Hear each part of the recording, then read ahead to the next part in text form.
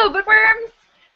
Today, Melissa, Cassie, and I are here for our Spines with Wines book club. And today we're going to be talking about A Court of Mist and Fury. Yay! Finally! Melissa, you're hiding behind your book. So why doesn't everyone tell us what they are drinking? I'm Melissa Kay, and I am drinking a generic rosé that I have nicknamed a better name than what it was, and it's Velvet Star. So this is my wine invention nickname. Oh, very fancy. Cool. Sounds like you have a cool bottle. Do you have it? No.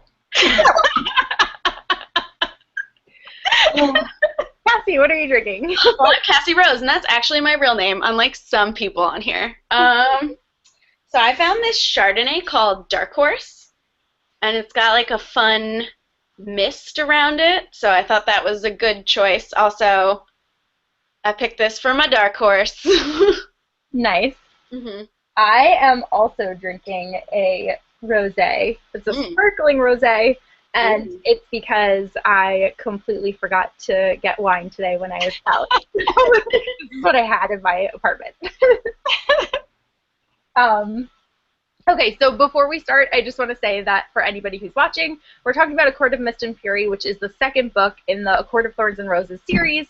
So there will be spoilers ahead for A Court of Thorns and Roses, and also we are obviously going to be talking about A Court of Mist and Fury in depth, so there will also be spoilers for that. So if you haven't read the book, then you might want to exit this and come back once you have. And if you have read it, then you'll definitely be wanting to talk about it with us, because it was great. Do one of you want to give us a synopsis? I think I did it last time and fucked it up, so I think it's Melissa's turn. Oh, this is going to be hard. Okay.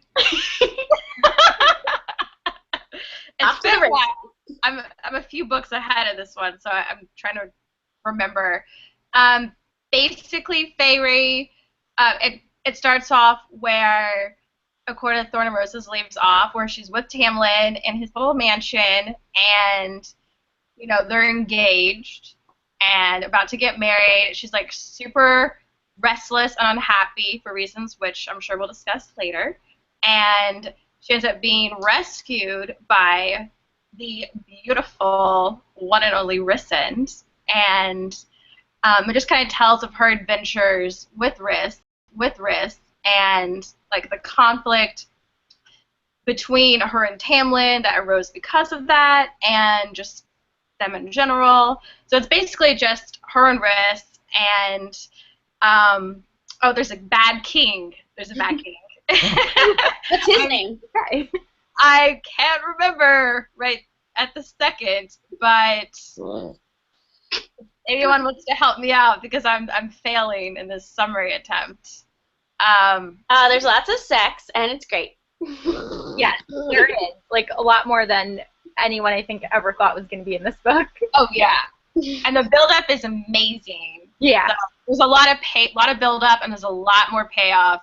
But even though it's huge, like, it still leaves us wanting so much more. Like, I need so much more. It was like a tease. Hardly fulfilling, but it wasn't, you know? So... Okay, so obviously, most important question is, are you Team Rhys or are you Team Tamlin? Rhysand, all the way. Wait, how do you pronounce it? Because I call it Rhysand in my head. I thought it was Rhys. Rhysand. Rhysand, yeah. And Rhys for short. Yeah. Like your boyfriend, Kyle Rhys. That's what I said. I like that. I'll take it, yeah. Yeah, Rhys all the way. Yeah, Team Rhys. Yeah, definitely Team Rhys. Like, yeah. You got it. Did your team change after reading the second book, or were you, like, if you were rooting for someone else in the first book, or were you always on Team Rhys? Or are you new to my team? I was Team Tamlin in the first book. You know, they really built that up, and I felt for him. But then towards the end, I was leaning towards Rhys. But, you know, I wanted her to have both, so I wasn't, like, one or the other towards the end of the book. Were you Team Threesome? I want her to have a harem, so, you know, them and Lucien, just like 10 boys. I definitely started off Team Tamlin because I was like, well, who else is there? It's the Beauty and the Beast retelling. And you two were like, oh, just wait. And then the second half of the book, when Rhys showed up, I was like, oh, never mind him. I want her to be with him forever and always. And then when I heard it was a Hades and Persephone retelling, I was like, never mind, it's going to be all good. Do you agree with the online community? Because a lot of people seem to be accusing Sarah J. Maas of making Tamlin act out of character in this book. Do you think that that's true, or do you think that, like, there were subtle hints of it along the way? I think there were subtle hints of it along the way. If anything, I don't think he was acting out of character, because he pretty much did the same exact thing in the first book. It just came from, like, a romantic angle, and his true colors showed in the end when he was obviously not completely under the spell, but did that one evil bitch's doing. So, like, Rhys was the only one that, like defied the queen, just so, you know, he could help her out, and he ended up saving her in the very end. So I feel like it wasn't out of character. We were just looking at it from a different perspective. Yeah, I read a lot of articles that were like, oh, he's so out of character, and then people being like, well, actually, I read the first book over again, and here's all this evidence. So the way I took it as is, like, because you're following this main character and she's falling for this guy, you're kind of, like, not seeing all the problems he has, because you're seeing it through her eyes, so she's kind of leaning you towards Tamlin. So then when he, you know, his true intentions were revealed and understood, everyone freaked out, which is, you know, kind of what happened in Queen of Shadows. No, different. I haven't read that yet. I'm just saying, I'm not saying who, I'm just saying, like, very similar happened in Queen of Shadows. Uh-huh. And, like, everyone lost it. And this I lost very similar to me. I'm still not over it. I know whose downfall I'm going to get to, but I don't want to admit it. I think that's part of the reason that I've been putting it off. So you have to read it. Yeah, you do. It's right now the only Sarah J. Maas book that I have not read, so I have to. You do. You have to, like, right now. I also think that this was very in character for Tamlin. Like you said, I think that Feyre definitely overlooked a lot of his issues in the first book, just because she saw him as, like, an escape from her horrible life at home, and she felt like she was finally, like, saved and protected and whatever, but she wasn't really thinking about, like, what she actually wanted out of someone. She just right then wanted to be saved, and that's kind of what happened. So I think that, like, and also I think obviously everything that happened with Amarantha just exacerbated Tamlin's, like, horrible tendencies. You don't think so? Cassie? No, I was going to say, that's when he started, like, that whole last half when I was like, he just did nothing. He was just there being, he just like, sat there and watched even done. Yeah, just say run or something, or don't give yourself. He just was like completely useless, and that's when. And like that one scene too, where he was like, you know, Rhys, like, took his time, like, he helped her, he, like, gave her all this shit, and, like, when he had a moment of privacy, he wants to make out with her, like, he doesn't help her. Okay, yeah, that's the time when you're like, run, save your life, think about yourself, not like here's, like, some skills you can take with you, you know, not like, hey baby, let's make out, because you're probably gonna die soon, you know. Yeah. You're probably gonna die. You can't read and shit. Yeah. That's cool. I love. Oh, actually, I'll get to that later. But do you think that the current situation that the characters are in now would be classified as a love triangle? No. I think she's totally with Tamlin. You know, she's not torn. She felt torn by her guilt for not feeling guilty, but there was no real in-love pull. I think that ended after, like, page 15. I think anyone's hope of her going back to Tamlin was completely ruined the second she accepted the mating bond, and sorry, Team Tamlin, but you're over. You're done. Move on. Don't read the third book. This book's for us. This book is for us. The next book is for us. You can have the first book. Anyone on Team Tamlin needs to seriously re-examine their life choices. Yeah. Because I just don't even see how he could possibly be defended at this point. Yeah, especially after the end of this whole book, and even stuff in the first book, which I think Kristen and I talked about, that part where, like, he attacks her, like, the night of their juju magic or whatever. Yeah, and he's like, well, you really should have stayed in your room if you didn't want me to bite you. Right? That's bad. If a guy says that to you, run away. Yeah. Yeah, that's a problem. You don't need to attack you. You shouldn't have been standing there. Like, that's bad. I never would have attacked you if you hadn't been out of your room, like I told you. You should have been wearing that skirt, Cassie. Yeah, it's bad. My bad. Such a whore. So clearly we're all very Team Rhys. So do you prefer the shipping name Feyre or Rhysand? And also just tell me your feelings about their wonderful, beautiful, precious relationship. I think I like Feyre. I love the relationship on so many levels. Like, there's so much tension and like electricity between them, but also he's just like an amazing guy. Like, he wants her to read. Like, he makes her like more of a person, you know? Like, he's not like hiding her away or like saving her. Like, he helps her rescue herself, you know? Like, he brings out her full potential. Like, he's what you want in a partner, you know? He's not like some fairy tale prince, even though he is too. Like, he's amazing. I love them. I think I'm gonna go Rhysand. It seems more like, right? Was that it? Rhysand? I think it's like more even to me. I've seen both, but I think I like that one better. It just sounds better to me. Oh my god, they were amazing. Relationship goals. For real. If he were real, everyone would want to date him, and it would be like a horrible Hunger Games. Marry him. Yeah. They were just so perfect, and I'm so glad. I feel like, not to get back on Queen of Shadows again, but I feel like Sarah J. Maas wrote this to make up for every horrible thing she did in Queen of Shadows. Let's hope. I have heard people say like now there's hope for Empire of Storms because she was able to redeem Rhysand in this book so much, so maybe she'll be able to do that in the next book. Doubtful. But I don't think she wants to. Yeah. You should. Okay, once you read it, we'll talk. Okay. Yeah, I can't really judge because I don't know what I'm talking about at all. I also like Feyre because I feel like it just like flows. Okay, fine. I'll be over here Rhysanding. The same thing. Like, I just love that he taught her to read. I felt like everything that he did for her, he really like made her his equal.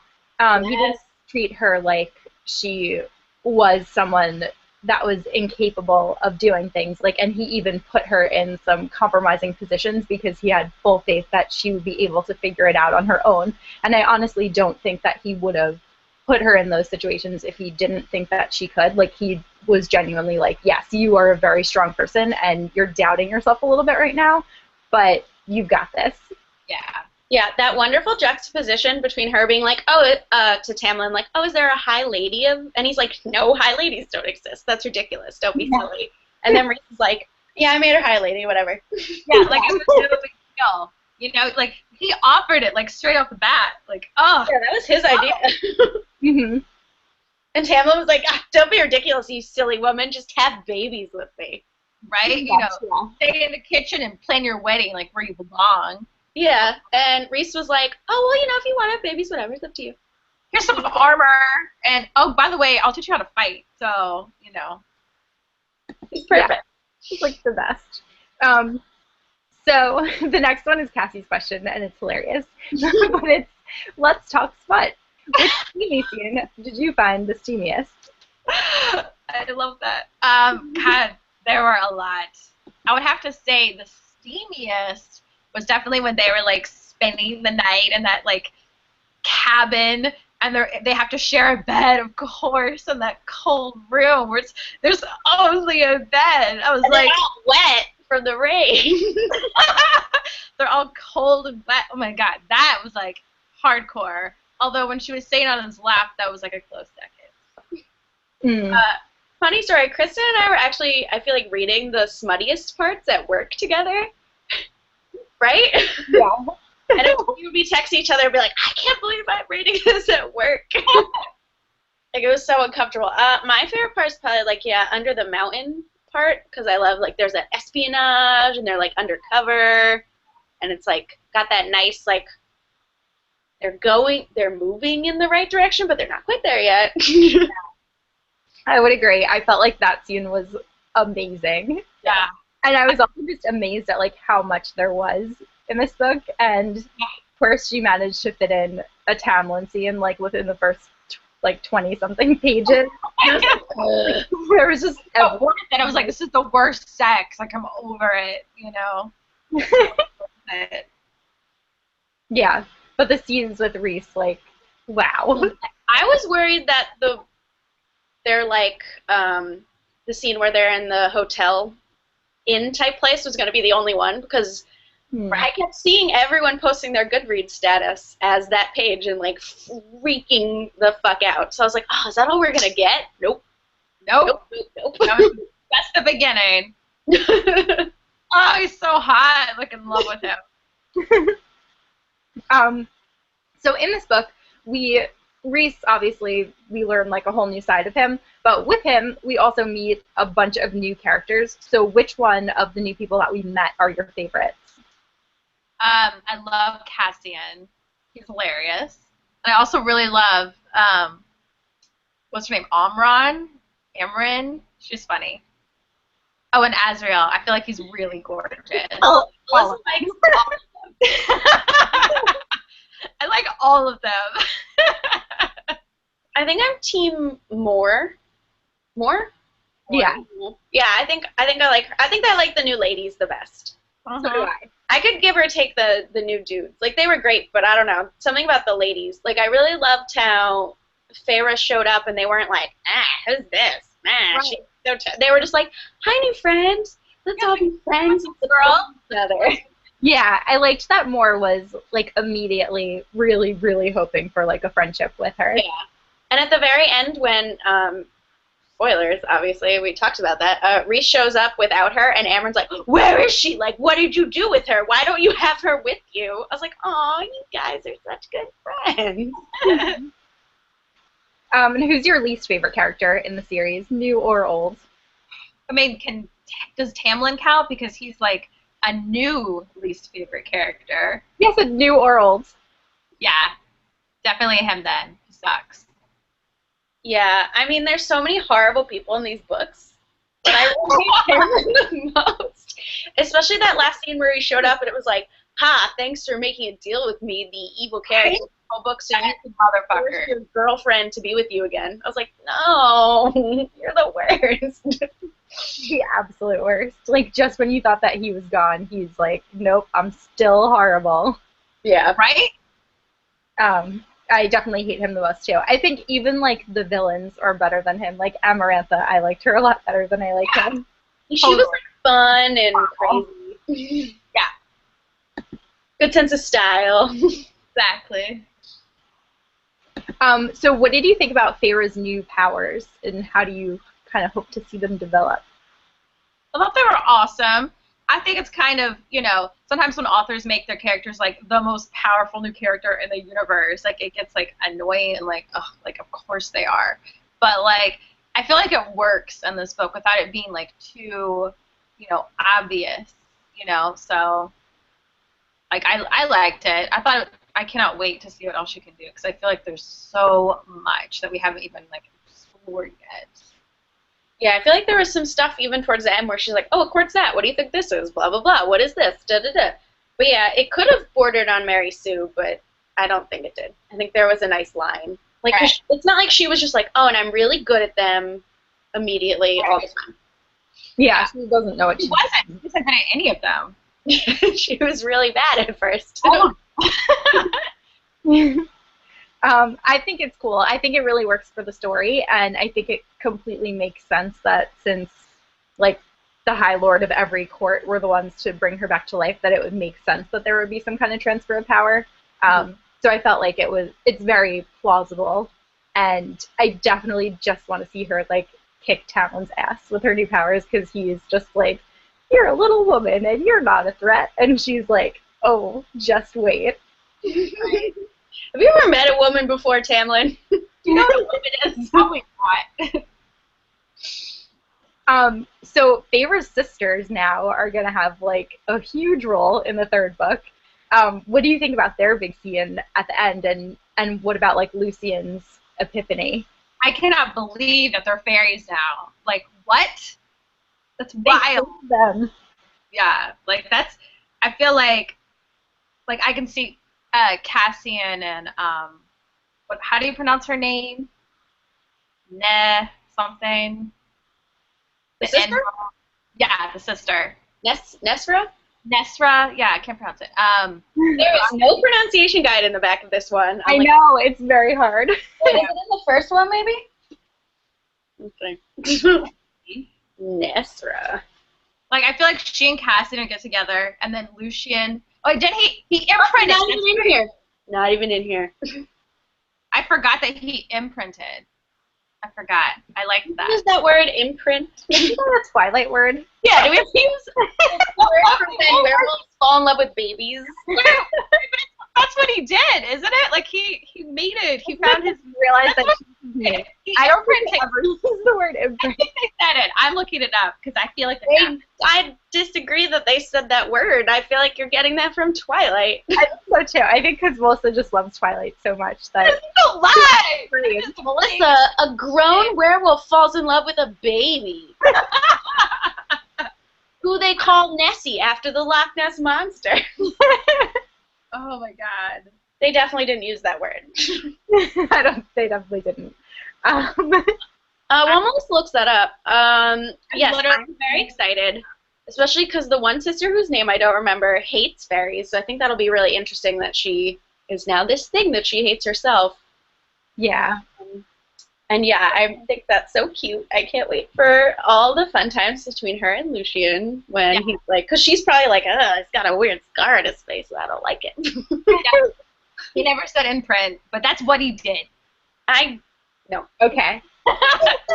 I like it, but I also have like a little bit of mixed feelings about it because I feel like it was done just so that it would be very easy for Lucien to be on Feyre's side. Like she'll have somebody in the house that is assisting her. And I just wasn't sure if they really should be together or if that was just like the easy way to too convenient. That was actually probably one of my only complaints with the book, that I was like, this feels like a little bit like a cop-out. Yeah. Well, because they all the sisters love each other and they can live together happily ever after because they really don't. Yeah. So I was like, well, that's not why she did it. Yeah. But it seems awfully convenient that both of them would live this through this horrible transformation. Yeah, I guess my feeling about that was probably Feyre did it, so they have the same blood, so. Oh, okay. One of them should have died to make it more realistic. Yeah, but which one would you kill? Elaine.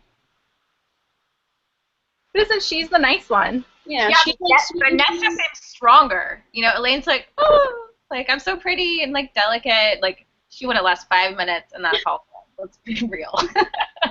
You're right. She'd probably be like, being a fairy's I'm dead. I think a cool twist would have been she didn't make it out okay, but she was damaged, so she became evil or something. She could be. We don't know because we didn't really get too much insight into them. They kind of whisked them away immediately. Yeah. That's true. What was I gonna say? I'm forgetting my next question. Oh yeah. So do you think that Lucien is going to be able to be redeemed in the next book? I think that's probably where we're heading. I didn't really think he was that bad in this first book. He obviously had to follow Tamlin's orders, and he did help her out when he could, and he did try to talk sense into Tamlin, but he could have done more. You know, he wasn't totally, there's no, lost hope, in my opinion, where Lucien's concerned. There's plenty of time and chances at redemption.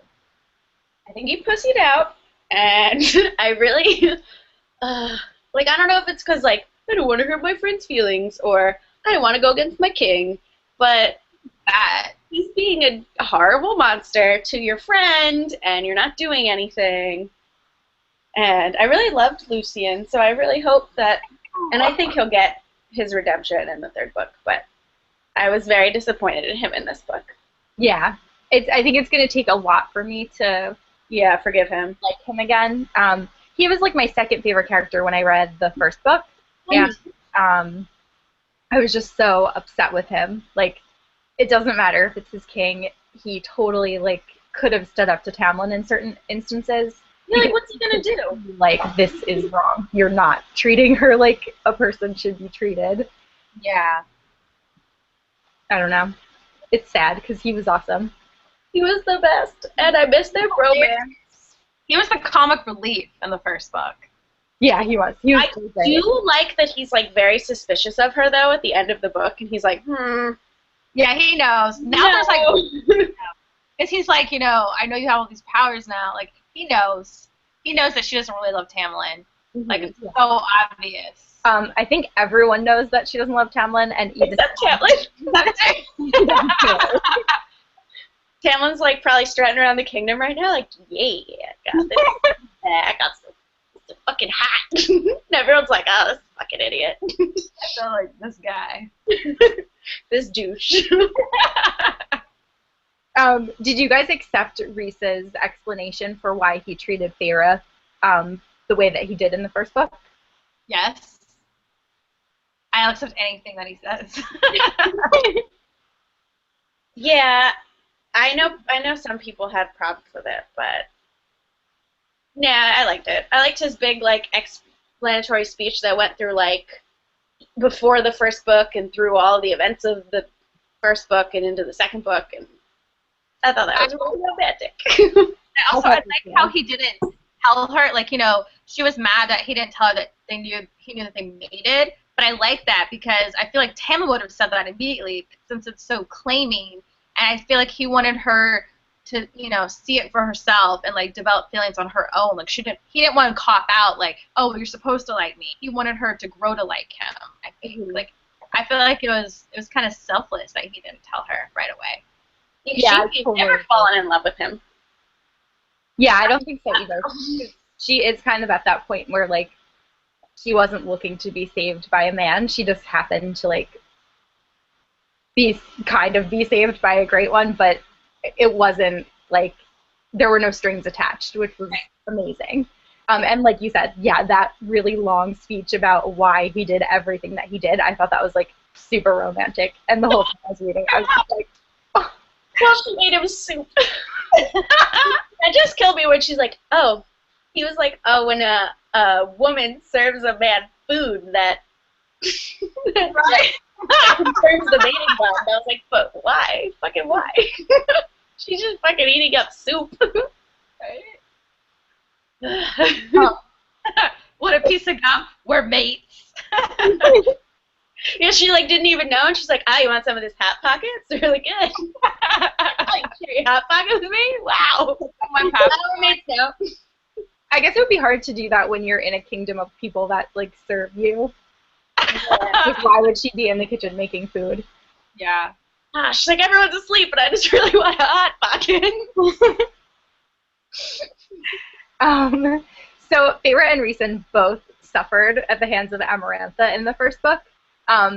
But I think that like because of that they were able to bond over their PTSD from it. How do you think that link kind of added to their relationship? Well, I think it enriched it, you know? Like they both suffered at like this huge, you know, tragedy and like a great personal gain, like loss, you know? And I mean, although theirs were different, you know, I feel like Rhys's PTSD was probably like a little bit worse since he gave up his body and like for so much longer than when Feyre did. But like I liked it. I thought it enriched their relationship. Like it, you know, they understand each other now, like past just physical and emotional and like love. It's like this really deep connection that bonds them. Yeah, and they kind of like work together to fix it, unlike some people who just decided to imprison people to fix it, which doesn't fix anything. Right. But yeah, I thought it was nice that they could each understand what the other one went through and, you know, have a little empathy. And yeah, I feel like that's a huge experience, and that's the kind of thing that like no one gets, no matter how much you explain it to someone. And to like not have to explain it and to have them both just like get it is like a huge deal and really like cements their closeness. Yeah. Little did Amarantha know that she did a wonderful thing by bringing them together. Yeah, Amarantha, whatever your name is. A+, high five. So how did you guys think that this fared as a Hades and Persephone retelling? Very loosely. I mean, like, I wouldn't have thought that if I didn't know at all. I would have not made a connection. But, like, when you think about it, you're like, okay, so he dragged her to, like, a darker underworld, you know. He had, like, visits, like, Persephone could come out during, like, the spring and summer. Like, very loosely based. But I wouldn't have thought that if I didn't know that it was supposed to be that. Yeah, I was very worried it would get Stockholm syndrome-y, like if he like forced her to go. But then he was like, I only picked you up because you were like freaking out about marrying Tamlin. So that's the only reason I, made good on our bond. But other than that, and the fact that, he's king of the Night Court, Yeah. I didn't see too much. But I guess there are Hades and Persephone retellings where it's like they fall in love and they're like king and queen Right. and they go to the underworld together. So that I can see. Yeah, I also felt like it was very loose, and I wouldn't necessarily have picked that up if I hadn't known beforehand. So in this book too, though, instead of like the first book, we spent all of our time in the spring court, and then in this book, we spent almost no time in the spring court. Were you upset that we didn't get to see that as much, or did you like seeing the other courts? And what's your favorite court so far? I did. I love seeing the other courts. I could care less about the spring court now. I've seen it. I lived through it. I'm over it, So I loved the night court. I thought it was awesome. I mean, not just the night court, but their secret, little city. I like summer court. I think that was like a cool little hint at like how awesome and different each court was. Like I want to see all of them now. Like I bet they're all like really, really cool. So I liked it. I could care less about the spring court. Yeah. The weird part is the spring court seems so, like, not fleshed out compared to all the other courts. It was like, what makes it special? I don't know. It's spring. Got a really cool castle in it and stuff. But, like, the night court was, like, so specific, and the summer court was, like, mermaids who made it, and that was great. I really loved the summer court, although I probably could not live there because I don't like seafood that much, and I feel like that's because, like, she was walking around, it's like, oh, and then we had this fish and this. So I couldn't live there for that reason. But the night court sounded really beautiful, and that magical city just sounded like the most amazing place. Why can't I remember its name? I didn't remember it either. What? Was it Hewn City? Something? It's not like the one they kept secret from everyone. Yeah. Yeah, I don't remember that one either. What is it? What's it called? That's what we're saying. We don't know. No clue. No. But that one was great. That sounded super beautiful. Yeah, and the festival every year where the, like, stars fall from the sky. Oh my god. Right? I also was, like, really excited to just see, like, the different places within the fairy world. I think it's so cool how each one is so, like, tailored to what it's like named after. Except the spring court. What? Except the spring court. Like I feel like that one wasn't special at all. I don't know. I think it had its merits, but I don't think it's as cool as any of the other places yet. Wait, is it Valaris? Yep. Is it what? Valaris? I think it is. Okay. I trust you. Yeah. Yeah, Valaris. If you lived in the fairy world, which court would you want to live in? Night court. Because of Rhys. Yeah, the night court. The real night court or the fake night court? Valaris. Okay. I really loved that mermaid court. I know. Okay. It was really cool. I would live in that mermaid court If I didn't know Rhys, I would probably have chosen the summer court.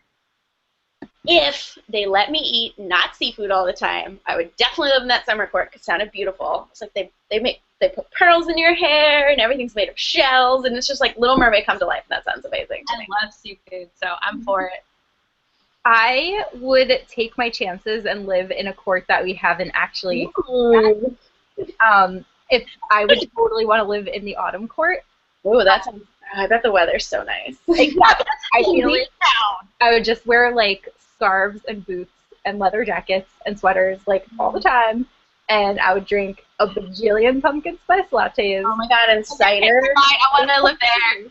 Oh my god, apple cider with rum in it all the time. That's all you drink. It would be like Halloween Town all the time. I'm gonna live there. That's amazing. Watch scary movies all the time. It's probably the worst because it's always too bright. It'll probably have like foliage that looks like the beginning of Gilmore Girls. Oh my god, stop it. I can't. It probably have like so much coffee. Like, yeah. Okay, I'm pretty sure we'll probably see that in book 3. Yeah. I really hope so. I'm just like, that is what I want to see more than any other. What's left? Autumn? Autumn, yeah. There has to be, what is it? It's like the Dawn Court. Dawn Court, Autumn Court. And is there anything else? Is there like a sunset court or something? A what? Is there like a sunset court or no? Day court, dawn court. A winter court. Winter court. It's too cold. Yeah, winter court, day court, dawn court. That's it. I don't want to go to winter court. And Unless then it's like talking walruses or something. That would be too cold. Yeah. Dawn court. That one would be nice, but sounds pretty bright. Like I care less about dawn. I'm sleeping during dawn court, so I want autumn court. Dusk court. That sounds nice. Yeah, I think your dusk court. I bet it's like vampires. Like sunset all the time. How did you guys feel about the Bone Carver? Do you hope that we're going to see more of him? Oh yeah, that was cool. Yeah, we'll probably see more of him. I'm sure. He was really creepy, especially when he was a creepy child. Yeah. Yeah, I was like, this is actually a little bit frightening. Yeah. Because he's like, what did they say? Like, he's whoever you, I don't know, he like presents himself as someone different for everyone, which is pretty frightening. Yeah. That's scary. Yeah. Cool. Can he come out of that mountain? I don't know. He'd probably be helpful in the war. Yeah, he totally would be. He was so creepy. Yeah. Creepy. But he obviously was really helpful in this whole thing. But what did you think about the big betrayal at the end of the book after they acquire both pieces of the book? Oh my god. I was so pissed. Screw Tamlin. Like, how dare he? He's letting his stupid, dick just run the show. Like after what Amber, what her name did, he literally he goes above her to strike a deal because he's like butthurt that she left him after, understandably being like, come on, like that was the ultimate. Like now he's an enemy. I hate him. Yeah, that's like the most petty thing you could do because he's like, well, this guy is evil, but I miss my girlfriend of like 3 months, so I guess I'll ruin all of the world for her. I don't know, why not? Yeah, he's like the guy that's like, but I'm such a nice guy. I totally saved her, so now I deserve to have her forever. Why doesn't he date me? I'm so friendly and nice. I hate him. He's the worst. He makes me so mad. I know. Ugh. I also forgot to mention them earlier, but the 3 human queens, they were interesting. Yeah. We'll see more of them. Yeah. I wasn't expecting that. You would think that that they would have been a little bit more helpful, but the humans were just as bad as the fairies, which I thought was really interesting. Yeah. Yeah, it's like you're probably the worst people we've met, and you're supposed to be on the side of good, and all these fairies are allegedly evil, but you're not helping at all. Nope. How did you feel about the total wrap up at the end? Because obviously there was lots of feelings. The wrap up? Yeah. Yeah. Just how she ended everything. I thought it was good. It left me wanting a lot more, very emotional, conflicting feelings. I'm kind of pissed because their link was cut off, most of their link, 98% of it, and I was obviously distraught, but we know it's gonna end okay. They'll get back together eventually. Mhm. That was the most stressful ending of a book I've ever read. I was so worried it would end on a cliffhanger. So I was like reading, and if they hadn't had that POV from Rhys, I probably would have freaked out. But I did really love the end where they revealed that, like, she's still tied to me, and little did they know that, you know, this spy is living in there. Like, I really loved that. I thought that was great. That was cool. Yeah, I was also incredibly stressed out. Like, I remember, Cassie, when you were reading it, I think you even at one point were like, I need to take a break. Like, yeah, I think I took a break before the last, like, 20 pages, because it was so emotional. I was like, no, just keep going. It was, like, I remember initially I was like, this is the best book ever, and then I, like, got to that part, and I was like, this is horrible. Everything's going wrong, and everything's going to be so sad. Yeah, and then, like, at the very last minute, it was like, nope, it's still great, but it's going to be even greater because there's going to be a lot happening in the next book. Yeah. I thought it was amazing. Like, I don't think that she could have done that any more perfectly, with the exception of the Lucien, not imprinting, but mating. But yeah, thank you for not leaving it on a cliffhanger, because I think I would have died. I would have died. What do you think that the third book is going to be a retelling of? God. That's hard. I don't know. Maybe Little Mermaid because of summer? I don't know.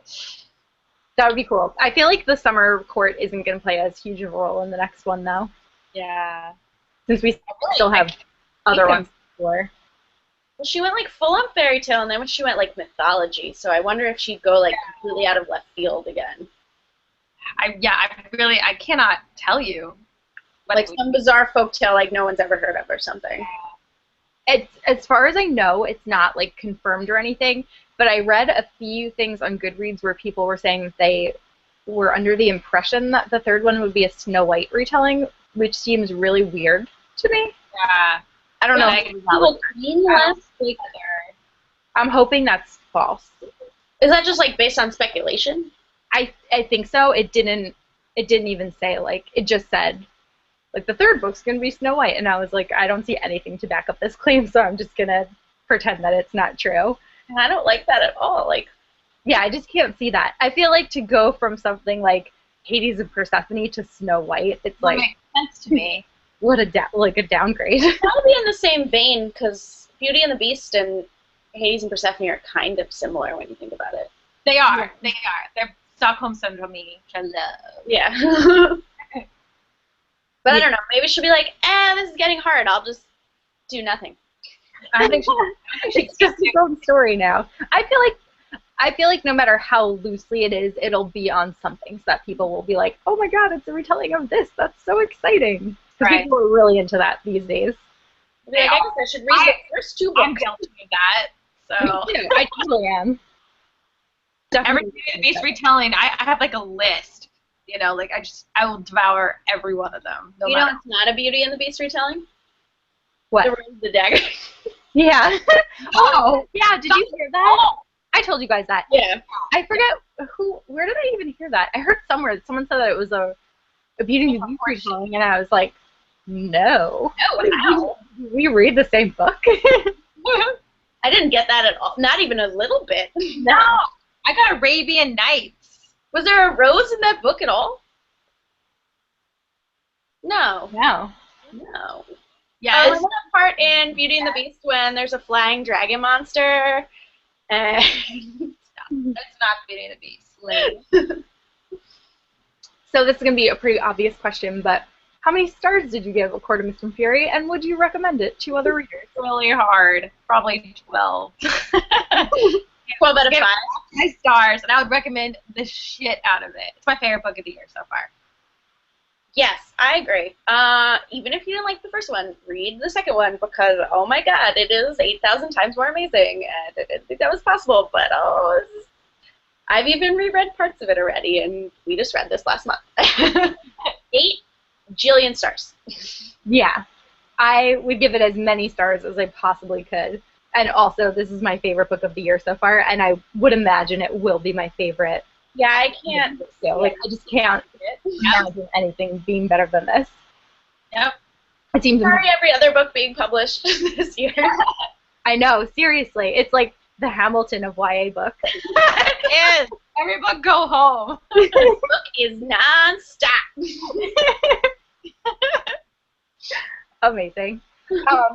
So obviously, yeah, I would definitely recommend it too. But anyway, so we decided to go with a book next month that is not a new release, but it is a book that many twist. will want to have read in time for August when the second book comes out. And we are reading, trying not to knock over my wine, An Ember in the Ashes by Saba Tahir. So I'm finally going to freaking read this book that has been on my TBR in probably at least 2 or 3 TBR videos that I've done so far. I'm like, I'm going to read this. Yeah, you'll be like, I'm definitely reading this month because it's coming out soon, and then you never read And I it. never do, but now I have to. I have no choice. And I'm really excited because, like, I really want to. I don't know why I haven't. Like Queen of Shadows? Well, that I'm hesitant about because That's 8,000 pages. it's huge. It's, like, enormous. And I know part of what's going to happen, and I don't want it to. And So that's going to happen. less wanting to read that one than this one. I remember Melissa was freaking out at me to read it, who had started that series, like, later than both of you combined. Yeah. I was the first one. I got both of you into Throne of Glass. Yeah. And you're the one who's not caught up. Yeah, But did you, well, first you one. novellas. Did you read the novellas, Melissa? No. Okay, so I read that. Where to go? I had no desire because I knew he was going to die at the end. I didn't want to get attached to a character that was going to die. I'm not attached yet, and I'm halfway through. It still has its merits. It's still really good. It's kind of, I feel like I've read some parts that are really going to be important later on. Yeah. Yeah, probably. Anyway, why don't you guys tell everyone where they can find you? You can find me on Twitter, Instagram, everywhere as Mecca Melissa. I'm right here. See my face? Bam. No, really. You can find me ever on the internet as Yerkmonger. Let me spell that, because that's a silly name. That is YRCHMONGER. Right? Yeah. You can find me on Instagram and Goodreads, and that's really Twitter. Those are like my 3. And also Bibliomantics, where I have a book blog, and you can find book things there. And I am Kristen. This is my YouTube channel, so you probably already know me. But you can also read my blog, superspacechick.com, and follow me on Twitter and Instagram at superspacechick, and nothing else because I don't use any other social media. And Goodreads. I do use Goodreads. And Goodreads. Yeah, use Goodreads. No, I use that. Okay, yeah, that counts. Instagram, Twitter, Goodreads, top 3. That's it. So we will see you guys next month to talk about An Ember in the Ashes. And until then, happy reading. Bye.